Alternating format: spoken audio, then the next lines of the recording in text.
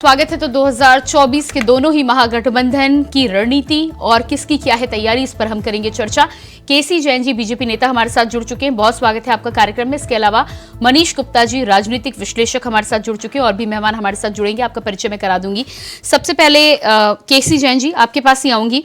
Bharatiya Janata party के गठबंधन की यदि बात करें तो जिस तरह से चुनावी तैयारियां शुरू हो चुकी हैं, ऐसे में प्रधानमंत्री नरेंद्र मोदी के साथ जो बैठक हुई है उसमें क्या कुछ फैसला लिया गया है?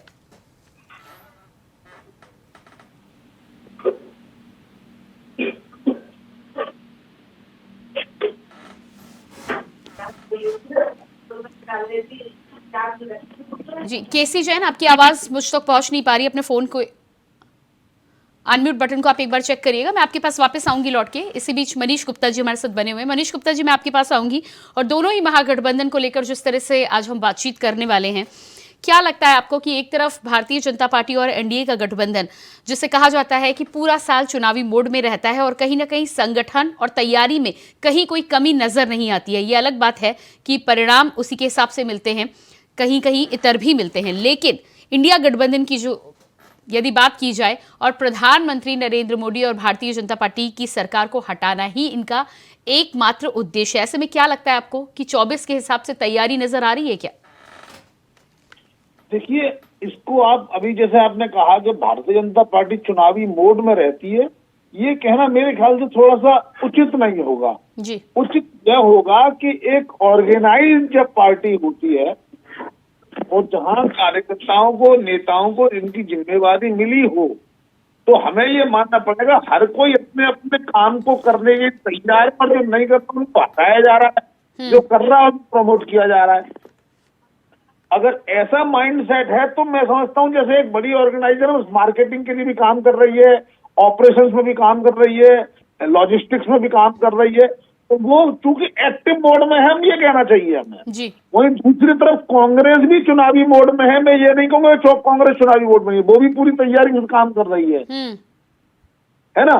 बस फर्क इतना है कि वो निर्णय उनके जो हो रहे हैं वो निर्णय अभी कुछ ऑर्गेनाइज तरीके से नहीं हो रहे हैं। वहाँ परिवार विशेष को लेकर कई बार निर्णय हो जाते हैं, कई बार परिवार के निर्णय सुविधा के हिसाब से निर्णय हो जाते हैं, या सेंट्रलाइज्ड है, या जहाँ with in the party democracy का थोड़ा प्रॉब्लम है। अदरवाइज कांग्रेस भी एक पुरानी पार्टी है, लगभग 50 से 60 साल उसने राज किया है कांग्रेस ने, तो ऐसे में कांग्रेस को कम आंकना नहीं चाहिए। हाँ, अभी थोड़ा सा जो है डिसीजन मेकिंग की प्रोसेस है उसमें थोड़ा सा काम करने की जरूरत है। मानो अभी प्रेसिडेंट को थोड़े और अधिकार मिलने की जरूरत है, और जो राज्य स्तर के नेता उन पर लगाम लगाने की जरूरत है। एक बार इन सब पे अगर पार पा लिया जाए तो कांग्रेस 2024 में निश्चित रूप से टक्कर देगी, और अगर 2024 में मानो किसी स्थिति में हार भी गए तो 2029 में पूरी ट्राई करेगी। मैं समझता हूँ कांग्रेस के साथ भी पूरी मेहनत होनी चाहिए। नहीं, कांग्रेस की तो यहाँ पर मेहनत होनी चाहिए, लेकिन इंडिया गठबंधन की यदि खास तौर से बात की जाए तो 7 महीने हो चुके हैं गठबंधन के बने हुए, और ऐसे में 4 बैठकें हुई हैं, 7 बैठकें भी नहीं हुई हैं कि हर महीने एक बैठक हो। ऐसे में अब समय यदि देखा जाए तो दिसंबर का माह पूरा हो रहा है, और यदि मार्च अप्रैल के बाद चुनाव होते हैं तो क्या आप ये 3-4 महीने जो समय मिलेगा उसे आप पर्याप्त मान पा रहे हैं चुनौती देने के लिए? मेरी समझ में कांग्रेस के इरादे बड़े क्लियर हैं। कांग्रेस को वापस सत्ता में आना है, भाजपा को हटा के कांग्रेस सत्ता में आना है, और उसके लिए चाहे दिखावे के लिए ही सही कांग्रेस को सहयोगी को साथ चाहिए, लेकिन आने वाले समय में कांग्रेस सहयोगी को कितना साथ रखेगी ये कोई नहीं जानता। तो जिस तरीके से 3-4 राज्यों के जो चुनाव हुए, 5 राज्यों के चुनाव हुए, कांग्रेस ने सहयोगी की बिल्कुल न मदद ली, न उन्हें सूचित किया, न उन्हें गठबंधन में समायोजित किया। जब वो गठबंधन में उन्होंने समायोजित नहीं किया तो जाहिर है हमें ये समझ में आ गया कि जहां जहां कांग्रेस को लगता है कि उनकी स्थिति मजबूत है वो गठबंधन की मदद नहीं लेगी। जहां उत्तर मध्य प्रदेश, राजस्थान, छत्तीसगढ़, नहीं, लेकिन ऐसे में मनीष जी का सामंजस्य, जी मनीष जी, ऐसे में क्या सामंजस्य बन पाएगा? क्योंकि बात की गठबंधन भी जिस तरह से समाजवादी पार्टी की बात कर ले, ममता बनर्जी की बात कर ले, नीतीश कुमार की बात कर ले, ये भी शांत बैठने वालों में से नहीं है। अब देखिए, तृणमूल कांग्रेस का पश्चिम बंगाल है, दिल्ली अरविंद केजरीवाल जी की, उत्तर प्रदेश मुलायम सिंह अखिलेश यादव का है, और बिहार लालू यादव का। इन 4 राज्यों में कांग्रेस को कुछ मिलने वाला नहीं है। 1, 2, 3, 4 सीटें मिल जाए, एक पर राज्य मिल जाए, तो ऐसे में और जहां कांग्रेस के अलावा किसी और का वजूद नहीं है वह कांग्रेस इनको नहीं देगी। तो ये बेसिकली जिस राज्य में जिसकी मेजोरिटी है वो वहां हावी रहेगा, बाकी दूसरे को हावी नहीं होने देगा। तो ऐसे में नेगोशिएशन की जो मात्रा है वो काफी ज्यादा होती जा रही है। संभवतः यही एक वजह है जिसकी वजह से गठबंधन में आगे कोई बात बढ़ नहीं पा रही, क्योंकि सबको ममता दीदी को लगता है कि हम राहुल गांधी को अगर जरा सा भी प्रमोट कर दिया तो कांग्रेस आगे बढ़ जाएगी, तो पश्चिम बंगाल में कांग्रेस अपना जनाधार वापस ले सकती है। ऐसे में पश्चिम बंगाल में तृणमूल दीदी राहुल गांधी को आगे बढ़ने ही नहीं देंगी। वो चाहेंगी खड़गे के नाम पर वोट डालें। तो मनीष जी, ऐसे में यदि इसे सूडो गठबंधन कहा जाए तो क्या गलत होगा? बिल्कुल आपने ठीक कहा, बिल्कुल गलत नहीं होगा। तो ऐसे में गठबंधन तो सिर्फ राज्यों का एक सम्मेलन हो गया जहां जीतने के बाद जिसका जो मौका पड़ेगा वो करेगा। यानी एक ऐसा रथ जिसके 5 घोड़े हैं, पांचों अगर अपने अपनी दिशा में अपनी अपनी इच्छा से मुड़ जाएंगे तो इसमें कोई अतिशयोक्ति ना होगी जी। तो मुझे ऐसा लगता है गठबंधन नाम की कोई चीज जमीन पर कितनी है ये कहना बड़ा ही मुश्किल हो रहा है। ऐसे में गठबंधन कहीं किसी भी एक राज्य में सच्चे हृदय से, सच्ची मंशा के साथ, निहित उद्देश्यों के साथ गठबंधन हित में गठबंधन हो रहा है, मुझे ऐसा ना तो कांग्रेस में दिखाई देता है, ना समाजवादी पार्टी में दिखाई देता है, ना ही किसी और पार्टी में दिखाई देता है। आप मुझे कोई एक राज्य ऐसा बताइए प्रियंका जी जिसमें गठबंधन जमीनी तौर पर हाथ मिला के हो रहा है। कहीं कांग्रेस तो कहीं आरजेडी, कहीं कांग्रेस तो कहीं समाजवादी पार्टी, कहीं कांग्रेस तो कहीं तृणमूल, कहीं कांग्रेस कहीं आम आदमी पार्टी, सब जगह एक दूसरे से इंटर पार्टी रिलेशंस में क्लैश है। और जब तक ये क्लैश बना रहेगा गठबंधन अपना अस्तित्व तो नहीं पैदा कर पाएगा। तो कुल मिलाकर बीजेपी यदि कहती है कि मजबूरी में, मनीष जी, कुल मिलाकर बीजेपी यदि कहती है कि मजबूरी में किया गया गठबंधन है, अब देखिए बीजेपी तो विरोधी पार्टी है, विरोधी तो बीजेपी तो कुछ भी कह सकती है। हम ये कह सकते हैं कि गठबंधन गर्भ में है, जन्म लेने वाला है। बस दिक्कत ये है कि जो गठबंधन के माता पिता हैं वो लोग एक दूसरे से लड़ रहे हैं। ऐसे में अगर लड़ाई होगी तो उस बच्चे का भविष्य क्या होगा, वो अनाथ होगा या माता पिता के साथ होगा, ये कोई नहीं जानता। मैं समझता हूँ भाजपा क्या कह रही है, गठबंधन को इस बात की चिंता नहीं करनी चाहिए, पूरे सच्चे मन से अपने डिफरेंसेस को क्लियर करने का प्रयास करना चाहिए। जी, केसी जैन जी हमारे साथ बने हुए हैं भारतीय जनता पार्टी से। केसी जैन जी, मेरी आवाज आप तक पहुंच पा रही है? केसी जैन जी, मुझे सुन पा रहे हैं आप? जी जी, मिल रही है, हमारी आवाज मिल रही है आपको? जी, आपकी आवाज आ रही है। केसी जैन जी, जिस तरह से लगातार भारतीय जनता पार्टी की भी बैठकें और मीटिंग की शुरुआत हो चुकी है, ऐसे में क्या कुछ तय किया गया है 2024 को लेकर? देखिए, 2024 को लेकर के भारतीय जनता पार्टी का उद्देश्य बिल्कुल स्पष्ट है और लगातार भारतीय जनता पार्टी की जो मीटिंगें हो रही हैं वो चाहे संगठनात्मक रूप से मीटिंगें हों या केंद्रीय कैबिनेट के साथ मीटिंग हो, तो और संघ के जो पदाधिकारी हैं उनके साथ भी समन्वय बैठक हो रही है। तो भारतीय जनता पार्टी अपनी पूरी तैयारी में है। और जो चीज अभी आपने कहा कि और जो चीज मनीष जी कह रहे थे कि अगर भारतीय जनता पार्टी अपनी तैयारी कर रही है तो विपक्ष भी अपनी तैयारी कर रहा है, लेकिन साथ में ये भी बात कही है कि भारतीय जनता पार्टी हमेशा चुनावी मोड में रहती है, भारतीय जनता पार्टी हमेशा तैयार रहती है चुनाव के। देखिए, भारतीय जनता पार्टी किसी भी चुनाव को हल्का चुनाव मान के नहीं चलती, और वो चाहे मेयर का चुनाव हो, सभासद का चुनाव हो, जिला पंचायत का चुनाव हो, एमएलए एमपी का चुनाव हो, विधानसभा का चुनाव हो या लोकसभा का चुनाव हो। यही कारण है कि भारतीय जनता पार्टी की सफलता का सबसे बड़ा कारण यही है कि किसी भी चुनाव को भारतीय जनता पार्टी हल्के में नहीं लेती है।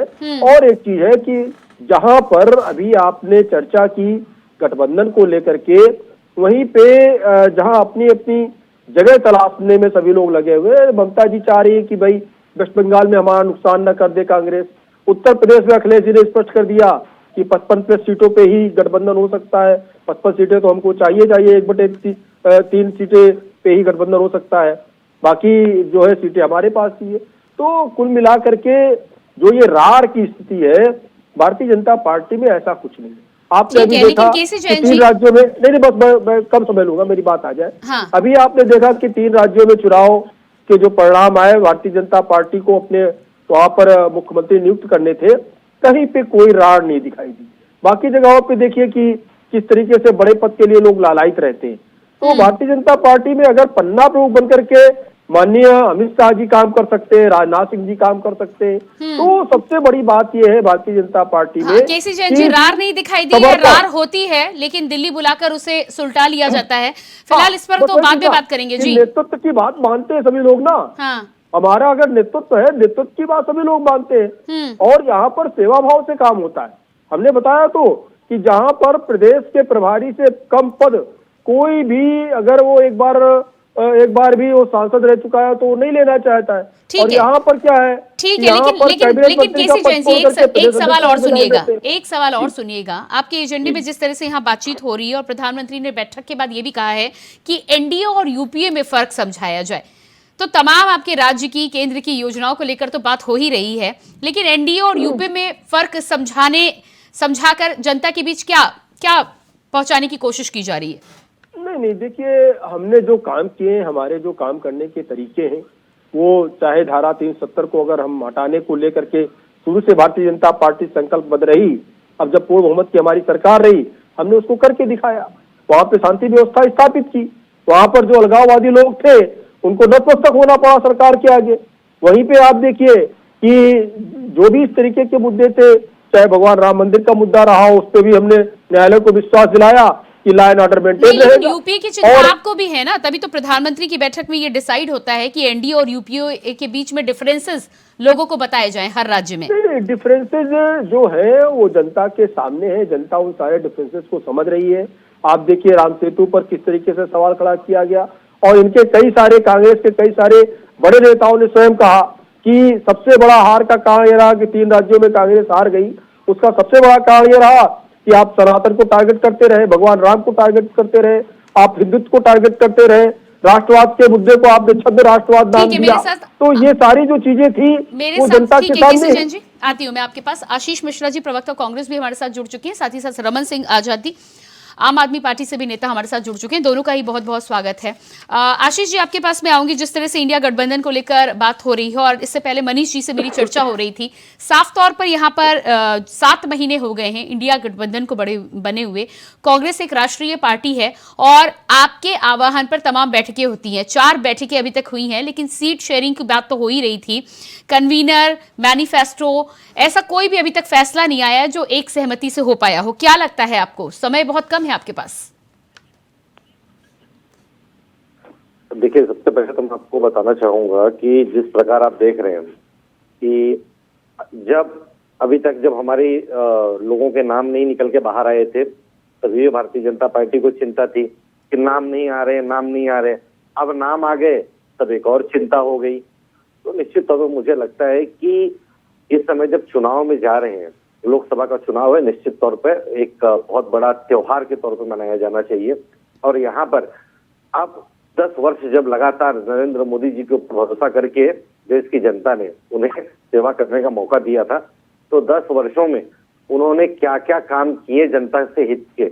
और सन 2014 में जब वो आए थे और 2014 के पहले चुनाव के कैंपेन में उन्होंने जो जनता से वादा किया था वो उनको बताना चाहिए। जैसे कि जब रुपया घटता है, डॉलर बढ़ता है, तो प्रधानमंत्री की गरिमा गिरती है, देश शर्मसार होता है। तो उनको बताना चाहिए कि 2014 के पहले डॉलर रुपए के मुकाबले कितना था और आज कितना है। 2 करोड़ रोजगार देने का उन्होंने वादा किया था, तो 10 वर्षों में 20 करोड़ रोजगार होने चाहिए थे। उनको वो बताना चाहिए कि मैंने रोजगार के लिए क्या किया, मैंने शिक्षा जगत के लिए कितने एम्स खोले, मैंने लोगों के इलाज के लिए कितने अस्पताल खोले। लेकिन आशीष मिश्रा जी, वो तो 2024 का चुनाव जीतने के लिए अपनी रणनीति पर काम कर रहे हैं। आपको यदि ये तमाम बातें जनता तक पहुंचानी है तो आपकी रणनीति क्या है? प्रियंका जी, हमारी रणनीति तो यही है। इसलिए हम लोगों ने जो अपना गठबंधन बनाया है, इंडिया का अलायंस घर घर जाकर पूरी ताकत के साथ में, हमारे पास जो अलायंस के लोग हैं, मैं आपको बताना चाहता हूँ, एक से एक धुरंधर खिलाड़ी हैं जिन्होंने अपने क्षेत्र में जनता की सेवा की है और वर्षों तक मुख्यमंत्री के तौर पर लोगों के करीब रहे हैं। और बार बार प्रियंका गांधी जी के ऊपर जब प्रश्न चिन्ह का निर्माण होता है, तो मैं आपको बताना चाहता हूँ, प्रियंका गांधी जी ने बंजर जमीन में बीज बोने का काम किया था, अब समय आ गया है फसल काटने का। और हमारा जो 403 सीटों पे हमारी क्षमता हुआ करती थी, लेकिन चुनाव न लड़ पाने की वजह से, और हम जब गठबंधन में जा रहे थे तो उस समय हम लोगों से दूरी हमारी बन गई थी, लेकिन प्रियंका गांधी जी ने वापस से 403 सीटों पे अपने कांग्रेस पार्टी के कार्यकर्ताओं को ऊर्जा देने का काम किया। इस वजह से अब हम 80 की 80 सीटें उत्तर प्रदेश में और पूरे लोकसभा सीटों पर हमारे जो साथी भी चुनाव मिलकर साथ में लड़ने वाले हैं उनको ताकत देने का काम करेंगे, जहां पर हमारी हर सीट आप पे 80 तैयारी सीटों की बात कर रहे हैं और तमाम सीटों की बात कर रहे हैं। प्रियंका जी 10 सेकंड दीजिए, मैं आपको एक चीज बताना चाहता हूँ कि हम लोगों की जो तैयारी चल रही है पूरे लोकसभा सीटों को लेकर चल रही है, और पूरी लोकसभा पर कांग्रेस पार्टी के कार्यकर्ता एकजुटता के साथ में खड़े होंगे। हमें कोई सीट नहीं अगर आती है वो तो हमारे सहयोगी को जाएगी, तो उसके लिए हम बढ़ चढ़कर हिस्सा लेंगे और उसे पूरा ताकत देने का काम करेंगे। नहीं, लेकिन आपकी जो चौथी बैठक हुई थी, एक सवाल मेरा ले लीजिए यहाँ पर। चौथी बैठक जो यहाँ पर हुई थी उसमें सीट शेयरिंग को लेकर बातचीत की बात निकलकर सामने आ रही थी, लेकिन बैठक होने के बाद कोई फैसला तो निकल कर आया नहीं अभी तक, शुरुआत भी नहीं हुई अभी।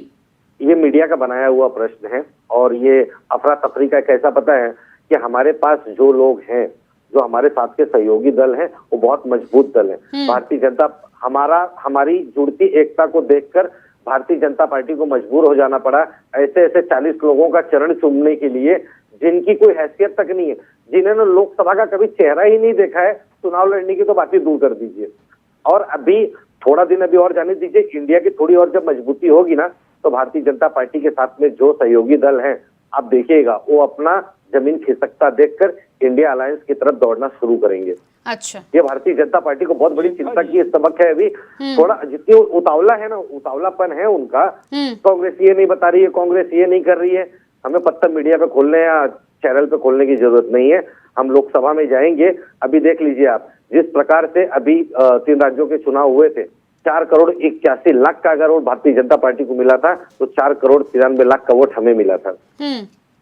तो निश्चित तौर पर जो एक रुझान है और जनता का समर्थन है वो कांग्रेस पार्टी, तो यानी कि सीट शेयरिंग को लेकर आपकी बात आगे बढ़ रही है। पीएम फेस को लेकर मल्लिकार्जुन खड़गे जी का नाम जिस तरह से आगे आया है, आप लगभग समझ के चलिए सीट शेयरिंग की बात हो चुकी है। इसमें कोई असमंजस की स्थिति नहीं है। हाँ, बस थोड़ा सा ये है कि अब पार्टी भी अपना आकलन करती है। ठीक है, रमन सिंह जी भी मेरे साथ हैं, मैं उनके पास भी जाना चाहूंगी। रमन सिंह जी, आशीष जी का कहना है कि सीट शेयरिंग को लेकर बात हो चुकी है, तो कुछ जानकारी साझा करेंगे क्या आप? जी देखिए, जिस दिन आधिकारिक रूप से निर्णय हो जाएगा तो बिल्कुल उसको पूर्णतः सार्वजनिक किया जाएगा। और मैं एक चीज और साफ करना चाहूंगा प्रियंका जी, एनडीए गठबंधन और इंडिया गठबंधन में जो सबसे बड़ा जो अंतर है वो ये है कि एक लोकतांत्रिक गठबंधन है और एनडीए गठबंधन तानाशाही के दम पर बनाया गठबंधन है। होता यह है कि जैसे कोई गाड़ी अगर कीचड़ में फंस जाए तो उसकी मदद के लिए सामूहिक रूप से लोग आते हैं, बिना ये देखे कि कौन किसकी गाड़ी है क्या है। इस इंडिया गठबंधन में लोकतंत्र की जो गाड़ी इस भ्रष्टाचार में और तानाशाही के शासन में जो फंस गई है, उसको आगे बढ़ाने के लिए स्वाभाविक रूप से जो लोग मदद को आए हैं उससे बना गठबंधन नहीं, लेकिन मनीष जी अभी हमारे साथ बातचीत कर रहे थे, उनका कहना था कि फर्क ये है ऑर्गेनाइज्ड और इनऑर्गेनाइज्ड है। नहीं, ऑर्गेनाइज देखिए, लोकतांत्रिक गठबंधन होगा उसमें मतभेद होंगे प्रियंका जी। कई बार होता है, मतभेद ही लोकतंत्र की खूबसूरती है। और बिना मतभेद के सिर्फ एक लाइन अगर कोई सुपर पावर बैठी हुई है, कोई बॉस बैठा हुआ है, या कोई ऐसा जिसमें जैसे कह देते हैं हम आला कमान, वो अगर वहां से एक लाइन आती है और फिर सब फॉलो करते हैं, डर बस फॉलो करते हैं, वो लोकतांत्रिक गठबंधन नहीं है। और दोनों गठबंधनों में जो सबसे बड़ा अंतर है वो प्रियंका जी यही है। इंडिया गठबंधन लोकतांत्रिक गठबंधन है जहां आपस में हो सकता है कुछ मतभेद हो, लेकिन वो आपस में बैठकर बात करके सारे सुलझा लिए जाएंगे और एक तय एजेंडे के साथ, एक तय कार्यक्रम के साथ सब लोग पूरी ताकत से और पूरी ऊर्जा के साथ इस तानाशाही सरकार के खिलाफ जनता के दरबार में उतरेंगे। अच्छा, ठीक है। केसी जैन जी जवाब दीजिएगा इस पर। देखिए, पहली बात तो ये है कि प्रियंका गांधी जी जिस प्रकार से मेहनत कर रही हैं उसका परिणाम रहा कि उत्तर प्रदेश में 2017 के चुनाव में यहाँ पर 7 सीटें कांग्रेस लेकर के आई थी और 1-2 सीटों पे सिमट करके रहेगी। और ये 80 सीटों का ख्वाब जो लोग देख रहे हैं, तो अगर इनके पूरे के पूरे विपक्ष के गठबंधन को मिला लिया जाए तो वास्तविक स्थिति क्या है? अगर समाजवादी पार्टी के परिवार की 5 सीटें हुआ करती थी, आज वो भी 5 सीटें भी नहीं है। बहन जी आज कहीं पे साथ में नहीं, लेकिन है। आशीष जी तो ये भी कह रहे हैं कि कुछ ही समय में आपके जो घटक दल है वो भी इंडिया गठबंधन का हिस्सा हो जाएंगे। अब देखिए, ये तमाम सारी बातें तो लगातार कर रहे हैं, लेकिन जहां पर केवल और केवल परिवारवाद हो, राजतंत्रात्मक व्यवस्था जहां पर हावी हो, जहां पे लोग ऐसा ख्वाब देखते हो कि पहले नाना रहेंगे, उसके बाद में नानी रहेंगी, फिर जो है चाचा ताऊ उनके परिवार के रहेंगे, उनके पिताजी रहेंगे, फिर उनका बेटा जो है प्रधानमंत्री बनेगा। जनता के बीच में जब अनुप्रिया पटेल जी चाहेंगी, संजय निषाद जी जाएंगे, तो वहाँ पे ये बात जरूर पूछेगी, जनता जरूर पूछेगी कि बताइए प्रधानमंत्री बनने का नंबर आएगा। आप देखिए, मैं इसीलिए इस बात को कह रहा था, ठीक है, 3 राज्यों नहीं, लेकिन से जो आशीष परिणाम आए, हाँ, भारतीय जनता पार्टी के पास लेकिन आशीष जी आप अपना दल और ओपी राजभर जी की बात तो कह रहे हैं, लेकिन यूपी में मायावती जी वो तो अभी किसी के साथ नहीं है, वो तो आपके साथ आने को तैयार नहीं है। प्रियंका जी जहाँ तक की साथ की बात है, देखिए जिनको इन्होंने साथ में खुलेआम लिया है, मायावती जी जो आपने बात की है, उत्तर प्रदेश मायावती जी के बारे में आप इतना जान लीजिए, उनमें से कांग्रेस को मिलनी कितने वाली प्रकार से उन्होंने स्पष्ट कर दिया उत्तर प्रदेश में आपको 8-10 सीटों पर समझौता करना हो तो करिए। तौर पर लोगों का उनसे जुड़ाव है, और आज नहीं कल नहीं परसों आपको एक सकारात्मक रूप और सकारात्मक नतीजा देखने को मिलेगा। अच्छा, केसी जैन जी और मजबूत होगा। केसी जैन जी जवाब दीजिएगा। उनका कहना है कि आज नहीं तो कल बीएसपी के साथ सकारात्मक नतीजा सामने आ सकता है। देखिए, बीएसपी ने, मायावती जी ने स्पष्ट कर दिया है कि वो स्वतंत्र होकर के चुनाव लड़ेंगी, उत्तर प्रदेश में 80 की 80 सीटों पे चुनाव लड़ेंगी। तो अगर कोई पार्टी का लीडर स्वयं किसी चीज को कह रहा है तो उससे ज्यादा अगर कोई कुछ कह सकता है तो मनगढ़ंत बातें होगी। इतना पूछिएगा। दूसरी बात ये है कि अखिलेश यादव जी ने कितने सीटों पे चुनाव लड़ेंगे, अगर हम लोग बारी बारी से स्पष्ट हो जाएगा, सुने और बोले, क्योंकि मेरे आशीष जी को सुना पूरा स्पष्ट हो जाएगा। उसके बाद में जब आपसे किया तब मैं लड़ेंगे, भाजपा कितने मैं लड़ेगी, किसी के बीच में नहीं इंटरेस्ट कर रहा हूँ लड़ेंगे, और आपके लाखों करोड़ों दर्शक कभी सुन सकते हैं जब आप डिबेट को इस तरीके से कंटिन्यू कराएं कि लोग अपनी अपनी बारी पे बोले। ठीक है, मैंने सबको सुना, उसके बाद मैं बोल रहा हूँ, नहीं आप अपनी बात जवाब सुन ले और उसके बाद दूसरा प्रश्न करे तो मैं जवाब दूंगा। मैं कोई प्रश्न करता हूँ जवाब दे तब तो ठीक है। नहीं, केसी जैन जी आपको समय दे रही हूँ मैं, अपनी बात रखिएगा आप अपनी पूरी। जी, जो गठबंधन की बात है, अभी आप देखिए कि बिहार में 6 सीटें अखिलेश यादव जी ने मांगी, क्या कांग्रेस ने दी? कांग्रेस ने नहीं दी सीटें, वो 6 सीटें। और उसके बाद में नहीं, लेकिन उनका तर्क था कि ये लोकसभा के लिए था गठबंधन। नहीं, बात ये नहीं है। बात ये है कि अगर ये चीजें हो जाती तो फिर मांगते क्यों उनसे 6 सीटें? क्यों मांगते भाई? पूरी सीटों पर लड़ते बिहार में चुनाव, वो सीटें मांगते क्यों? और वो देने को नहीं तैयार हुए। उन्होंने फिर याद भी दिलाया कि हमने आपको 107 सीटें दी थी उत्तर प्रदेश में और आप हमको 7 सीटें, और उनकी हैसियत भी याद दिलाई गई अखिलेश यादव जी को कि आपकी बिहार में, आपको मध्य प्रदेश में क्या हैसियत है। अखिलेश यादव जी ने स्पष्ट किया कि उत्तर प्रदेश में आपकी क्या हैसियत है, उसके हिसाब से आपको सीटें मिलेगी। और अभी अखिलेश यादव जी का बयान आया है कि 55 से 60 सीटों पे हम लड़ेंगे चुनाव, बाकी सीटों पे समझौता हो सकता है। वो भी उन्होंने कहा कि समझौता हो जाएगा, कहा बाकी सीटों पे समझौता हो सकता है। 3/4 सीटें हमारे पास होनी चाहिए, इससे कम पे हम समझौता नहीं कर सकते। कमोबेश यही स्थिति जो है वेस्ट बंगाल में ममता जी की है। ठीक है, रमन जी के पास में आती हूँ। ठीक है, केसी जैन जी, केसी जैन जी, गठबंधन अभी से है। नहीं, मैं ये कह रहा हूँ सिर्फ इतनी बात की, जो बहन जी की बात आ गई कि जो गठबंधन पहले से है उसमें तो इतनी भयंकर रार पड़ी हुई है। आम आदमी पार्टी अपना चुनाव लड़ रही है, हर एक दल का नेता अपना अपना चुनाव लड़ रहा है। और यहाँ पर सबसे बड़ी समस्या ये है कि प्रधानमंत्री बनेगा तो कांग्रेस पार्टी से ही बनेगा, फिर समझौता क्यों? हर पार्टी तो ये कह रही है ना। तो कुल मिलाकर के जो रार है अभी उभर के सामने आ रही है। ठीक है, प्रधानमंत्री के चेहरे पे वो उनसे बातचीत करेंगे, अभी बैठ के पूरी नहीं हुई है, अभी और ज्यादा रार उभर के सामने आने वाली है। ठीक है, रमन सिंह जी, जो कुछ रमन सिंह जी कह रहे थे, रमन सिंह जी के पास जाने दीजिए। केसी जैन जी, केसी जैन जी आपके पास में आती हूँ। जी जी मुझे बाकियों को भी समय देने दीजिए। रमन सिंह जी, जिस तरह से यहाँ पर बात निकलकर सामने आ रही है कि इंडिया गठबंधन में तमाम जो क्षेत्रीय दल हैं अपने अपने राज्य में कहीं ना कहीं वो अपना वर्चस्व चाहते हैं और दूसरी बात फैसला उनके हिसाब से चाहते हैं, तो दिल्ली में आपकी भी क्या ऐसी ही कुछ मंशा है या कांग्रेस और महागठबंधन जो फैसला लेता है उसे आप मानेंगे? देखिए प्रियंका जी, ये ईडी और सीबीआई के दम पर बना गठबंधन नहीं है। ये स्वतंत्र रूप से जो लोकतांत्रिक व्यवस्था में जो पूर्ण विश्वास रखते हैं उन दलों का गठबंधन है। तो इसलिए मैं फिर से वही दोहरा रहा हूं कि हो सकता है कुछ मतभेद हो सीटों को लेकर। तो दिल्ली पंजाब में कितनी सीटों पर लड़ेंगे आप? दिल्ली और पंजाब में जो गठबंधन तय करेगा, हाँ।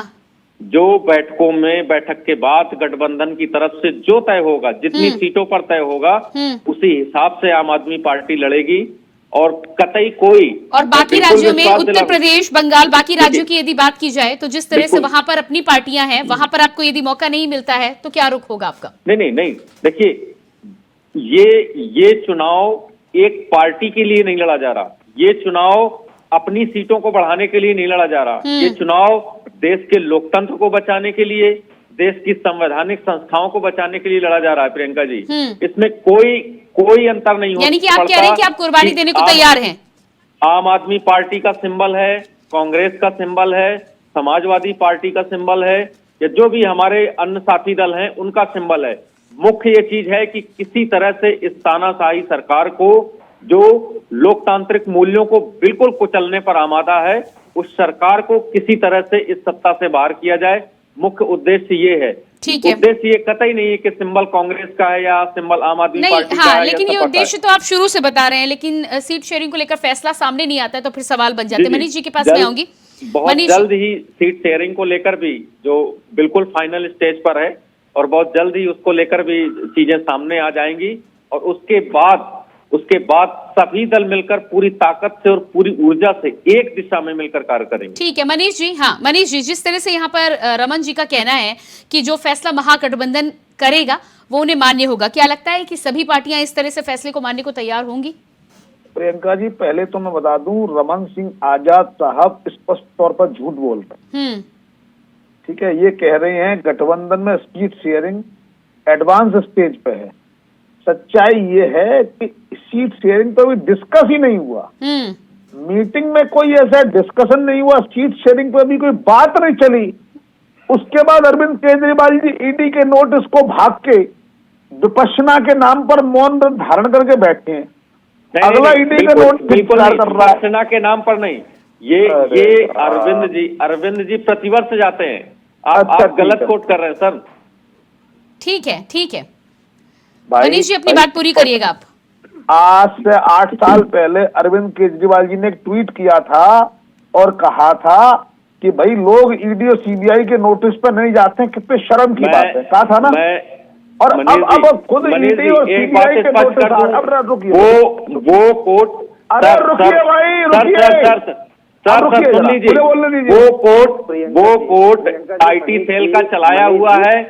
अरविंद जी ने कभी कोई ऐसा ट्वीट इस चीज को लेकर नहीं किया। जिस ट्वीट को आप कोट कर रहे हैं सर, वो आईटी सेल का एडिट करके फेक ट्वीट है। चलो मान लेता हूँ कई न्यूज एजेंसियों ने सर फैक्ट चेक किया है, अरविंद वो बिल्कुल गलत ट्वीट है। अब जी जो भ्रष्टाचारी नेता थे उनके रंग में रंग गए हैं।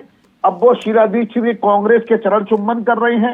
भ्रष्टाचारी सजा याफ्ता मुजरिम लालू प्रसाद यादव के चरणों में गिरे पड़े हैं और बस कह रहे हैं कि मुझे मेरे गुनाहों से मुझे बचाने में मेरी मदद करो और जो सीट कहोगे दे दूंगा। वरना थोड़े टाइम पहले तो चिल्ला रहे थे कि कांग्रेस को दिल्ली और पंजाब में एक भी सीट नहीं देंगे। सच्चाई ये कतई नहीं। एक बयान आप बता दीजिए, एक बयान आप पार्टी का अरविंद जी का एक बयान कोट कर दीजिए जहां अरविंद जी ने पार्टी किसी प्रवक्ता ने इस बात को बोला हो कि एक सीट नहीं दी जाएगी। अच्छा बताइए, चलिए लालू यादव के बारे में आपके कैसे विचार थे? भ्रष्टाचारी लालू यादव के बारे में एक भी बयान इस तरह का आप झूठ मत बोलिए। नेशनल चैनल पर बैठकर आपको पूरा देश सुन रहा है, झूठ मत बोलिए। आपके पेट में दर्द यूं हो रहा है, मैं पूछ रहा हूँ शीला दीक्षित चोर करप्ट थी कि नहीं, बताओ। हिम्मत है तो जवाब दो। ये जो बात थी, जो बात बोली गई थी, कोई और बात नहीं, आप सिर्फ अपने ये बताओ, झूठ को, शीला आप दीक्षित अपने का झूठ को है इस तरह कि से नहीं है? जस्टिफाई मत करिए। अरे आप शीला अपने दीक्षित झूठ का को है नहीं है? इन बातों से जस्टिफाई मत करिए। मैं वो पूछ सारे रहा हूँ, शीला बयान दीक्षित करप्ट है सार्वजनिक कि रूप नहीं से है? हैं, चाहे जिस ये नेता को लेकर बताइए, दिए गए शीला हों, दीक्षित उस करप्ट पे है हमने कि नहीं सारे है? सबूत दिए थे। आप अरे, अपने झूठ को इस तरह से झूठ बोलते जस्टिफाई न हैं करिए। आप। पहले आपने झूठे ट्वीट को आप। लेकर झूठ नहीं, बोला, लेकिन रमन सिंह जी, फिर रमन आपने सिंह जी, सीट आप शेयरिंग को दिल्ली की लेकर झूठ सत्ता बोला। में आए तो कांग्रेस को हरा कर आए थे ना? जी बिल्कुल, तो झूठ बिल्कुल बोलते हैं आप। उसमें हम दिल्ली में सत्ता में तो आए, ऐसे में कांग्रेस को हरा आप के क्या आए। कहना चाहते हैं कि आप क्या कहना चाहते हैं कि आप गलबहियां डाल के आए थे दिल्ली की सत्ता में? नहीं, बिल्कुल प्रियंका जी, हम दिल्ली में सत्ता में आए, आप कांग्रेस को हरा शीला के आए। दीक्षित को हम चोर पंजाब की बताकर आए सत्ता में थे। आए, कांग्रेस को हरा आप के शीला आए। दीक्षित को चोर बिल्कुल बताकर से सत्ता साफ में था आए। कि ये गठबंधन राज्यों को लेकर बिल्कुल आप नहीं था। शीला दीक्षित को जो चोर राज्यों बताकर के मुद्दे सत्ता में आए। हैं, मैं फिर से वही और बात उसी दोहरा रहा हूँ। शीला दीक्षित की इंडिया पार्टी के गठबंधन आप में, जल चुंबन एनडीए करने गठबंधन लगे। में, इंडिया आपसे गठबंधन ज्यादा में और एनडीए बेशरम गठबंधन पार्टी में यही कोई नहीं। सबसे बड़ा अंतर है प्रियंका जी। कि आपसे अगर बड़ी बेशरम इंडिया पार्टी कोई गठबंधन में नहीं। अगर कुछ गलत है तो उसको आज गलत बताइए बोला चलिए। जाएगा, और एनडीए आज गठबंधन में ये बताइए, अंतर है बोलिए, कि अगर शीला कोई दीक्षित गलत है, चोर कोई है कि नहीं? भ्रष्टाचारी है तो उसका बचाव किया जाता है। चलिए बताइए, मनीष जी, गठबंधन मनीष जी, में मनीष जी चोर है। वापस, मनीष जी वापस आते हैं, मुद्दे पर आते हैं। मनीष जी, मनीष जी, ये बात तो जग जाहिर है कि तमाम दल जो इंडिया गठबंधन में शामिल हुए हैं, राज्यों के स्तर पर क्या अभी हालिया चुनाव में समाजवादी पार्टी और कांग्रेस के बीच में जो देखने को मिला है, उसके बाद भी उनका लक्ष्य यही है कि बीजेपी को सत्ता से हटाना है। लेकिन यहाँ पर सीट शेयरिंग को लेकर मैं जिस तरह से बातचीत कर रही थी, रमन जी का कहना है कि वो हर त्याग देने को तैयार हैं। अच्छा है, अगर गठबंधन के हित में अगर आम आदमी पार्टी सीट शेयर करना चाहती है तो ये अच्छा है। पर देखिए अंतर विरोध कितना है कि पंजाब की जो कांग्रेस के प्रधान हैं वो कह रहे हैं कि हम आम आदमी पार्टी के साथ चुनाव नहीं लड़ेंगे। उसी तरह दिल्ली में भी कांग्रेस की अलका जो लांबा कह रही थी कि हम चुनाव नहीं लड़ेंगे। ऐसे में क्या वास्तव में इन दोनों पार्टियों का आपसी गठबंधन जमीन पर उतरेगा? आशीष जी जवाब दीजिएगा इसका। जी जवाब दीजिएगा। आशीष जी अपने फोन के अनम्यूट बटन को आप चेक करिए प्लीज। हाँ जी प्रियंका जी, मैं आपको एक बात बताना चाहता हूँ कि आप हमारे ये बड़े भाई सम्मानित है, इनको राजनीतिक विश्लेषक बोलने से अच्छा था, बैठाने से अच्छा इनको भाजपा पार्ट 2 का कह देना चाहिए था। नहीं लेकिन ये कौन से मुद्दे को उठा रहे थे? आशीष जी, मुद्दे को उठा रहे थे? अच्छा स्वतंत्र पत्रकार होकर यदि कोई सवाल कहता है तो आप उस पर ठप्पा मत लगाइए। हर सुनिए, तरह पे बैठ के एक बार इन्होंने ये बात बोला नहीं कह पाते 2013 में अहमदाबाद से चिल्ला के आधार कार्ड को विरोध करने वाले नरेंद्र मोदी से उनको माफी मांगना चाहिए। आज डॉलर की इतनी कीमतें बढ़ी हैं, रुपया इतना लुढ़कता जा रहा है, प्रधानमंत्री नरेंद्र मोदी जी को माफी मांगना चाहिए था। किससे माफी मांगेंगे आशीष जी? जनता उन्हें हर बार चुनकर भेज रही है, हर जगह उन्हें मैंडेट दे रही है, किससे माफी मांगे प्रधानमंत्री नरेंद्र मोदी? बताइए। ईडी, सीबीआई, इनकम टैक्स जहाँ जाती है, मुझे एक बात बताइए, हमारे लोकतंत्र की कसौटी कौन है? आशीष जी बताइए, आप बताइए लोकतंत्र की कसौटी कौन है? जनता है की हत्या की जा रही है या कांग्रेस है? अरे सुनिए प्रियंका जी, मैं मुझे की बात पूछता हूँ, कांग्रेस के नेता भी जानना नहीं चाहते आम आदमी पार्टी से कि शीला दीक्षित चोर थी या नहीं थी। आम आदमी पार्टी के नेता आज भी चिल्ला कर कहते हैं और कांग्रेस के नेता बेशर्म है कि वो जानना नहीं चाहते कि अपनी पार्टी की बड़ी नेता के ऊपर इनके जो आरोप थे वो सत्य थे। बोलने का मौका दीजिए, 10 सेकंड दीजिए। ठीक है आशीष जी जवाब दीजिएगा आप। जी देखिए क्या होता है, लोकतंत्र के अंदर सभी लोगों को अपना विचार रखने का अधिकार है। भारतीय जनता पार्टी ने एक प्रायोजित कार्यक्रम रचाया जिसमें अन्ना हजारे जी को उन्होंने फ्रंट पे खड़ा किया। अब अन्ना हजारे जी ने लोगों को दिशा भूल करके अपने साथ में जोड़ा। इस वजह से आज किरण बेदी जी इनकी उपराज्यपाल बन के बैठी हुई है। आशीष जी, केजरीवाल जी जो आशीष जी आप अपनी थ्योरी चलाइए, आप अपनी थ्योरी चलाइए। अन्ना हजारे जी किसके साथ थे? स्पेक्ट्रम पे ये अब आप नए सिरे से बताइए। केसी जैन जी जवाब दीजिएगा इस पर। प्रधानमंत्री जी ने कभी माफी मांगा? जी प्रियंका जी आज तक केजरीवाल आशीष जी जी। कहते थे, नहीं, प्रधानमंत्री जी ने माफी मांगा। कहते थे आज जिस आधार कि कार्ड पर अन्ना मनमोहन हजारे सिंह जी जी के पर वो आंदोलन उंगली उठाया से करते हुई थे, पार्टी आज है उनकी नीतियां आम ही आदमी पार्टी। आज और भारतीय इन्होंने जनता कह पार्टी दिया को भारतीय पूरे जनता 10 साल पार्टी लग की गए देन थी।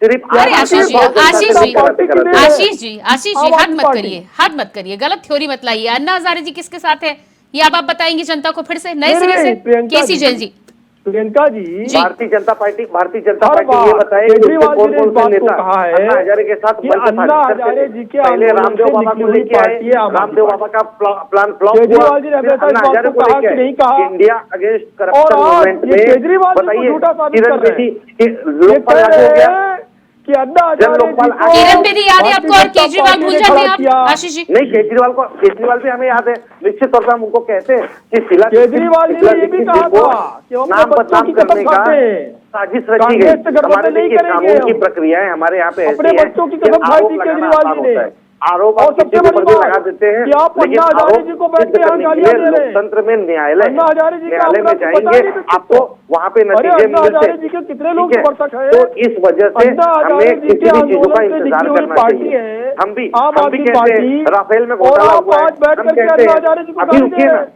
ठीक है, रक्षा आते हुए मंत्रालय आशीष जी कहता है- एक बात बताइए, सबसे बड़ी समस्या यहाँ पर पता है क्या है कि आपकी पार्टी, आपके गठबंधन के बारे में जब भी कोई सवाल पूछा जाता है, आप घूम फिर के बीजेपी पे आ जाते हैं। मैं सवाल आपके बारे में पूछ रही हूँ, लेकिन कहीं ना कहीं लगाव आपको इतना है ना भारतीय जनता पार्टी से, आप घूम फिर के भारतीय जनता पार्टी पर आ जाते हैं। जी, देखिए प्रियंका जी, हमारा जवाब आ जाए।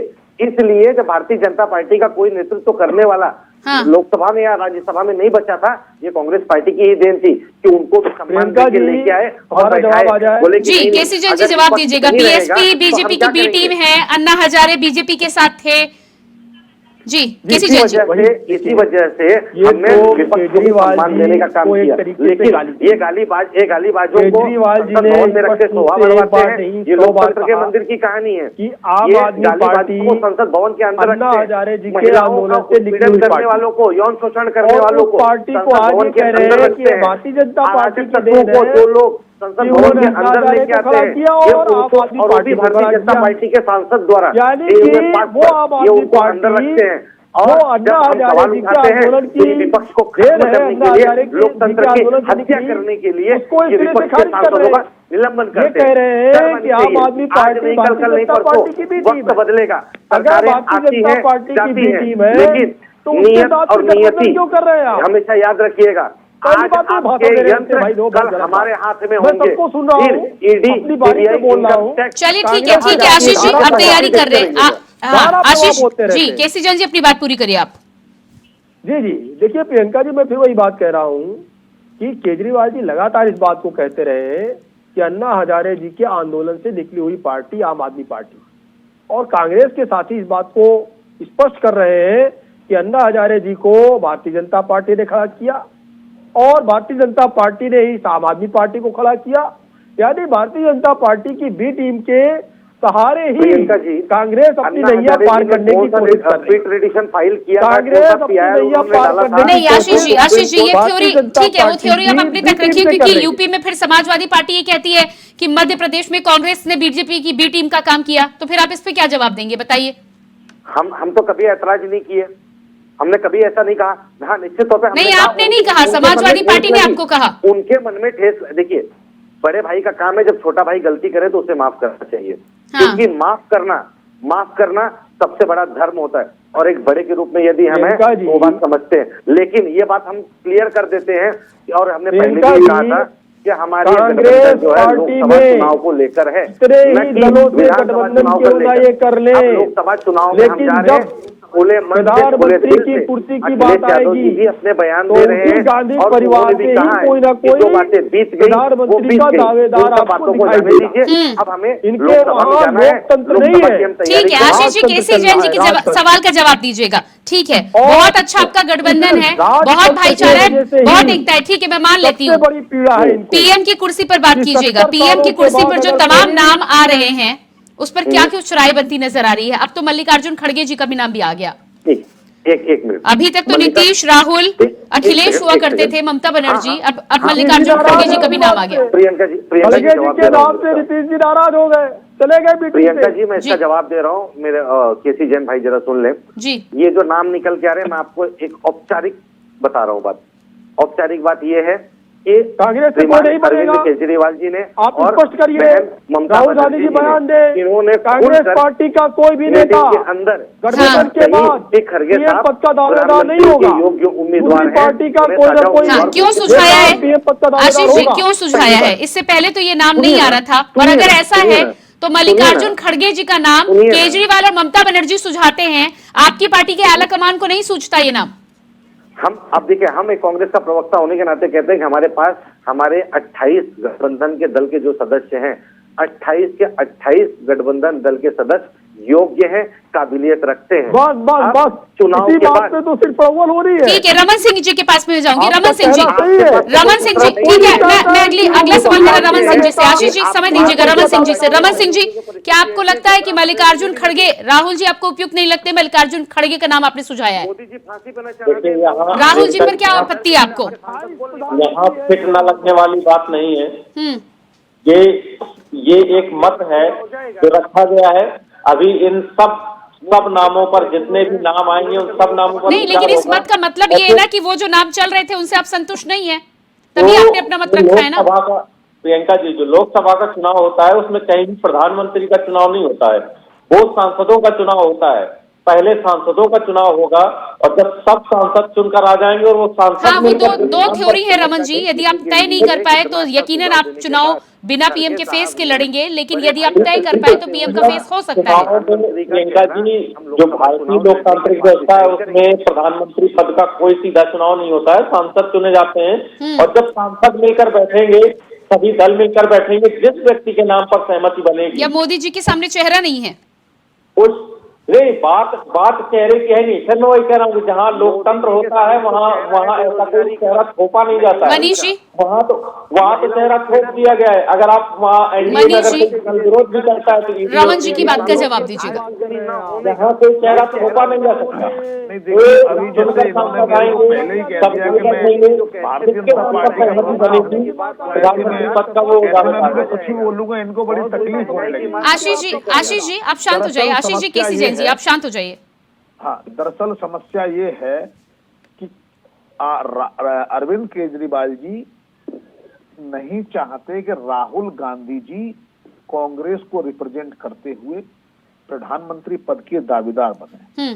और मैं मानता हूं, अगर आज मोदी जी के सामने कोई खड़ा है तो अकेले राहुल गांधी वो शख्सियत हैं जो कांग्रेस के नेतृत्व में या गठबंधन के नेतृत्व में भाजपा को टक्कर दे सकते हैं। अरविंद केजरीवाल जी, ममता बनर्जी, नीतीश कुमार, ये तीन लोग चाहते हैं कि अगर हम नहीं हो, अगर हम ना बने, राहुल गांधी बन गए तो ये बड़े नेता बन जाएंगे जी, जिसका उनके करियर पर बड़ा प्रभाव पड़ेगा। तो ऐसे में खड़गे का नाम आगे लाकर वो इस मामले को डिस्प्यूटेड क्रिएट करके ऐसा मैसेज देना चाहते हैं कि प्रधानमंत्री पद का दावेदार कोई नहीं होगा और अंत में गठबंधन तय होगा, फिर जोड़ तोड़ की राजनीति होगी, जो गुट सबसे ज्यादा, जो फैक्शन सबसे ज्यादा वोटिंग पावर रखेगा उसका प्रधानमंत्री बनेगा। तो ऐसे में अरविंद केजरीवाल जी की पार्टी चाहती है कि इस पद पर डिस्प्यूट बना रहे, एम्बिगुटी बनी रहे और राहुल गांधी स्पष्ट तौर पर प्रधानमंत्री पद के दावेदार ना बने। रमन जी बताइएगा। जी प्रियंका जी, आशीष जी उस बात को गलत दिशा में लेकर जा रहे हैं। ये ऐसा बिल्कुल नहीं है, कोई डिस्प्यूट नहीं चाहता। एक मत रखा गया था वहां, अगर कोई सहमति, उस अंत में वही चीज है कि सहमति, अगर नाम पर सहमति बनती है उसी व्यक्ति का नाम सामने आएगा। कोई अपने आप से कितनी, तो रमन सिंह जी सहमति तो ऐसे ही बनती है ना। आप पीछे हो गए, ममता बनर्जी पीछे हो गए, तो फिर सहमति कैसे बनेगी? ये इसीलिए सहमति तभी बनेगी जब, देखिए, आम आदमी पार्टी की 2 राज्यों में पूर्ण बहुमत की सरकार है, ममता बनर्जी तीसरी बार मुख्यमंत्री है। सबसे बड़ी बात इस गठबंधन यही कि कोई व्यक्ति अपने आप को प्रमोट करने का प्रयास नहीं कर रहा। वो ये नहीं कह रहा कि नहीं मुझे प्रधानमंत्री बनाओ, तब मैं आगे काम करूंगा। नहीं, तो ऐसे तो आपका गठबंधन चलेगा नहीं ना रमन जी। आशीष जी जवाब दीजिएगा इस पर। मल्लिकार्जुन खड़गे जी का नाम जिस तरह से सामने आया है, पहले ही 3 नाम चल रहे थे, एक नाम और सुझाया गया है। यहाँ पर लोगों का साफ कहना है कि कहीं ना कहीं राहुल गांधी को एज अ पीएम नहीं देखना चाहते। बिल्कुल ये नहीं होता कि मल्लिकार्जुन खड़गे का नाम आया है इसलिए ये स्टेटमेंट किसने दिया आपको? नाम आने से राहुल गांधी जी का कद कम हो जाता है या अरविंद जी का कद कम हो ये जाता है? स्टेटमेंट किसी ने दिया? अभी देखिए, जैसे जैसे मीटिंग का दौर और बढ़ेगा, जैसे सूरज उगेगा और रोज सूरज ढलेगा, रोज एक से एक कहानी आती रहेंगी और जिसमें कोई कहानी नहीं आ तो पाएगी। कुल मिलाकर आप लोगों का कहना है कि चुनाव के बाद ही पीएम के फेस पर आप सहमति बनाएंगे? 100%। ठीक है, बहुत बहुत धन्यवाद आप सभी का मैं देना चाहूंगी। केसी जैन जी, आशीष जी, रमन जी और मनीष जी, आपका भी बहुत बहुत धन्यवाद। तो जिस तरह से दोनों ही गठबंधन 2024 के चुनाव को लेकर तैयारियों में जुटे हुए हैं, लेकिन देखना यह होगा कि इंडिया गठबंधन की चौथी बैठक होने के बाद भी जिस तरह से सीट शेयरिंग के साथ ही साथ प्रधानमंत्री के चेहरे पर अभी तक निर्णय नहीं हो पाया है, ऐसे में क्या आने वाले समय में इंडिया गठबंधन एक होकर बीजेपी और एनडीए के सामने चुनौती पेश कर पाएगा? ये नहीं, ये आने वाला समय बताएगा। फिलहाल हमारे खास कार्यक्रम में इतना ही। खबरों के लिए बने रहिए इंडिया वॉइस के साथ। नमस्कार।